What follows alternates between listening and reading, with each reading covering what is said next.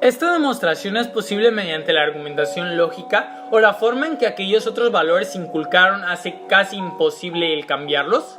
Existe, obviamente, una disparidad entre los valores con las personas que realmente viven, cuando pueden ejercer una elección, y los valores que les enseña para vivir. Esto hay que hacérselo ver de algún modo, pero la idea de llevar al máximo el consumo es solamente un aspecto del problema. Otro aspecto es también la idea de ser subordinado como productor, que probablemente es más importante, la idea de que la producción, en el sentido amplio, tiene que ser organizada en un sistema jerárquico y autocrático. También es una parte esencial de la ideología gobernante, y aquí la crítica de dicha ideología va más allá de la argumentación lógica.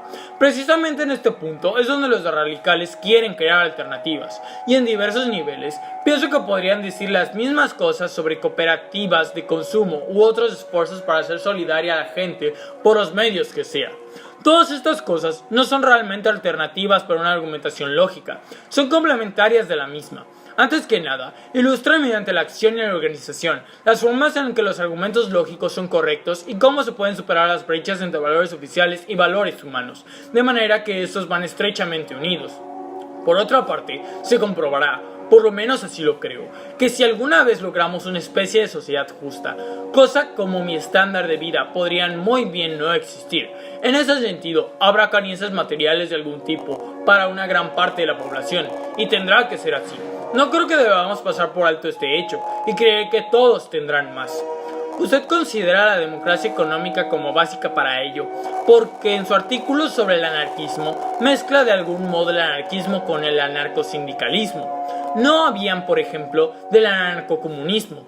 Hemos trabajado sobre la obra de Reich y no nos parece que la democracia económica sea suficiente. A pesar de que es una condición necesaria, no es suficiente. Reich afirmaba que la gente interioriza en la estructura de su carácter una gran cantidad de la sociedad autocrática y autoritaria muy difícil de exorcizar.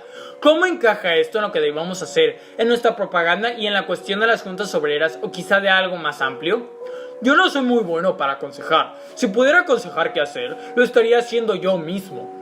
No sé qué hay que hacer, pero pienso que plantea usted un buen punto. No querría dar a entender que la propaganda o los intentos de formar juntas de obreros son el punto final de la agitación socialista, pero sí pienso que es crucial para la gente ser capaz de...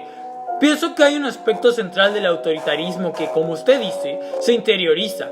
Es el autoritarismo del trabajo. En este aspecto, pienso que gozo de un privilegio. Gente como nosotros sí controla su propia labor. Hay muy pocas presiones sobre la misma. Podemos decir cuándo trabajamos, porque trabajamos, cómo trabajamos, qué hacemos. Tenemos responsabilidades, pero son autoimpuestas. Y si alguien quisiera ser esquirol, no podría. Gente como nosotros, ¿quiere usted decir los del ramo del conocimiento? No todos, esto es una institución de élite. Me refiero a los profesores que de alguna manera han hecho carrera en el MIT. Yo no pienso que este tipo de privilegio tenga que ser reducido, más bien tendría que ser generalizado. Pero puede muy bien ser que algunas de las cosas materiales ligadas a ello tuvieran que ser reducidas a una sociedad justa. ¿Pero no esté usted hablando de un retorno a la escasez? No pienso en ningún retorno a la escasez. Pienso que la gente con mi estándar de vida suele ser terriblemente despilfarradora, desde el punto de vista de lo que existe potencialmente. Ahora bien, quizá esto no es exacto. Hay, tal vez, recursos productivos que no han sido utilizados y que serán descubiertos bajo alguna otra sociedad. No lo sé.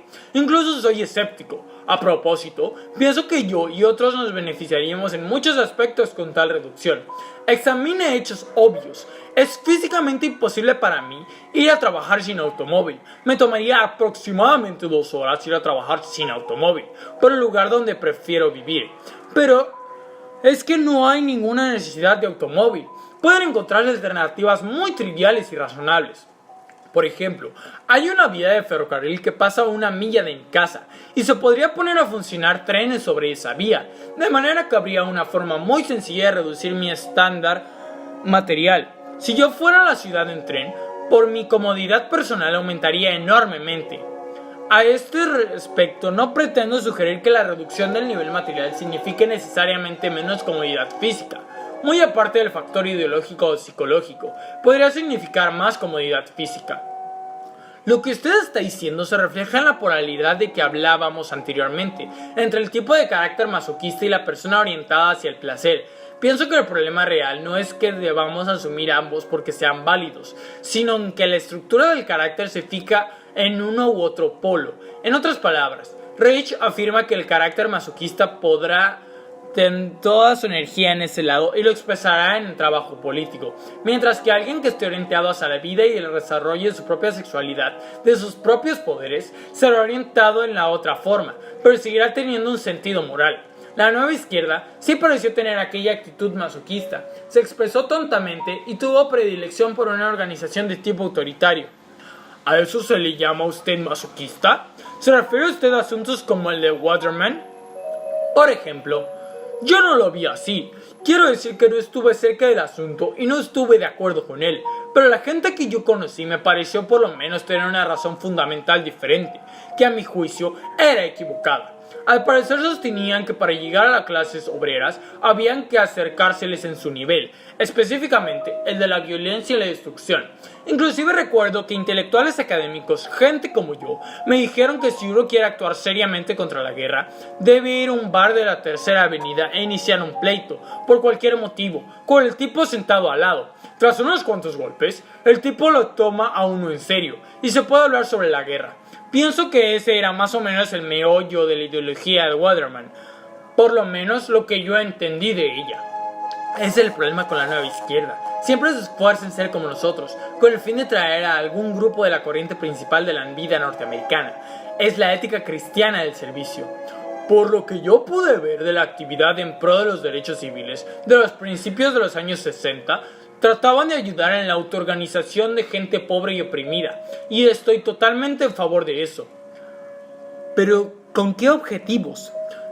Ya escogerán los objetivos cuando estuvieran en posición de elegir. El activista que viene de fuera puede muy bien tener sus propias ideas, pero su idea principal debe ser encaminarlos hacia la elección y para comparar. Pero van a ser totalmente cristianos. Bueno, ¿y qué? Una vez que hayan decidido establecer cooperativas rurales o que puedan organizar sus propios sindicatos y luchar por sus derechos, ¿por qué no deberían hacer elecciones cristianas? Si lo hacen, bueno, ese es el estado de su cultura y de otros compromisos, y está muy bien. Yo no voy a obligarlos a hacer otra cosa, pero lo importante es que el activista de fuera, al igual que el trabajador por los derechos civiles, estaba actuando acertadamente cuando trataba de integrarse lo más posibles en esas luchas, sufrir con los pueblos, trabajar con él, ayudar con lo que más pudiera y poner su talento donde resulta valioso, y no tratar de dictar ninguna solución.